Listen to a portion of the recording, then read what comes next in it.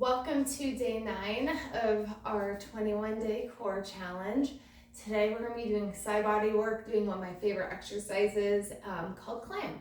So with clam, there's a lot of different variations you can do with this. You don't even have to be laying like on the floor. If you can be on an elevated surface, if that works better for you, that's definitely doable. At the gym, at my gym, they have like this like stretch, like bench thing. It's almost like a queen size bed, but it's like a bench and it's like against the wall. And so I'll do my clams actually on that elevated surface, because actually ideally having your back against the wall for this can help, because we want to keep that good alignment. It's really easy kind of like crouch and round forward when we go into clam, but I have a trick if all you have is a mat. Ball is optional. I like to use the ball as a pillow and lay my head down. Other people, for like if you want more advanced version, you have the ball kind of underneath your ribs. Just to remind the ribs stay lifted and we don't do that whole dumping situation. But again, I'm gonna have mine as a pillow. So my trick, so with clam, we want shoulders, hips, and your heels all in that good alignment. So if I have my booty near the edge of the mat, then I know my feet need to be near the edge of the mat. So that's my trick. We are gonna like be moving the leg around to like against the wall doesn't quite make sense, but like shoulders and pelvis against the wall. And if you have like leg room, I know that sounds really crazy. Anyway, moving on, I will let that go. So hips and shoulders are stacked. My bottom ribs are staying lifted. I'm gonna open my hip up and come back down. It's not a huge movement. In fact, we don't even want to overly rotate. So if you start to feel your weight shift back, you're going too high, or even having your arm rest against that flat bony part just above the booty, that sacrum. If you go up too high, you start to dig into your arm a little bit. So it's a great check-in. Now we all have like one side that's like, okay, I can do this. And then the other side gets whining in about like 2 seconds. So just heads up. I'm definitely on my weaker side because it's already yelling at me. So we're just going to open and close. So ideally, like clam, we always want to do it like 10 on that strong side, 20 on the weak side. So basically double up on the weaker side, which you know which one that is. And now I'm going to add on. So I'm going to open my hip up. I'm not going to let my hip move. I'm letting the work go into the knee. So my quads are going to extend my leg out. Now my hip just has to do extra stabilizing because my foot's so much further away. I keep the abs drawn in. I work my hamstrings to bend the knee. My foot finds my other foot. And then I come on down. And we open, we extend, we bend, we come down. Now I ignore what the foot is doing because I feel like that just like makes everything else in the body freak out. So my foot is staying flexed because it's just already in that clam position. And then I lengthen my leg out. I bend the knee. I come back down. We're just going to do that a few more times. Open, extend, bend, and lower. And 2. Woo! And lower.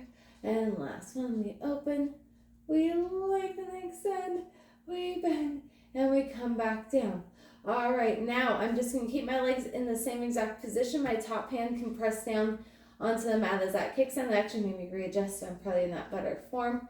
I lift my leg up, and then I'm going to use my hip and just go into circles about the size of a golf ball. Now, I always start my circles going back because it forces those glutes to do a little bit more work. And like, they're such a flippin' lazy muscle. They deserve the extra work. I'm keeping my abs drawn in just to help keep everything stable for 2. One more good circle. And then I'm going to reverse. I circle back, down, around. Again, starting with the circle, going back. Oh, I'm feeling it square in that tush. I hope you are too. I'm going really slow, methodical with my circles.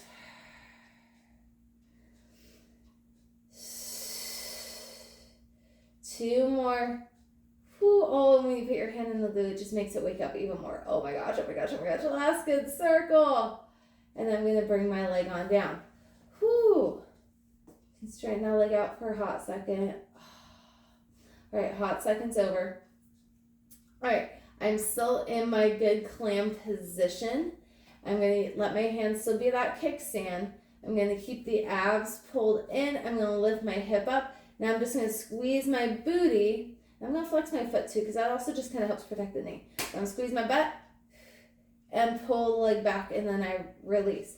I squeeze my glutes and release. Abs aren't doing a ton of work right now. They think they're just helping keeping that core in that locked position. I squeeze and release. I'm keeping my shoulders away from my ears. 4 and 3, 2. I'm going to pull back and then little pulses. I squeeze my booty. 4, 3, 2, last one, and then I use my abs and I drag my leg forward. This is when I let my hand be that kickstand for that low counterweight, and I work my booty just a little bit to help pull back. I sink in the abs, I drag that leg forward, and then I release. And I sink in my abs. I try to keep that knee far away from my hip so it stays in the abs and not the hip flexors. And then last one, I drag that leg forward and I hold and I pulse. And 3, and 2, and 1, and then I come all the way down. Whoo! All right. I'm definitely feeling that hip. It's doing so much work just fighting gravity, but we need it. We need that hip stabilizer to do us right, because it's just so much work. Oh my gosh. All right, we got one more. So I'm letting my hand be that kickstand because I'm going to be making this leg nice and long, so that makes things a lot more challenging, so you can give yourself that extra support if you feel like you need it.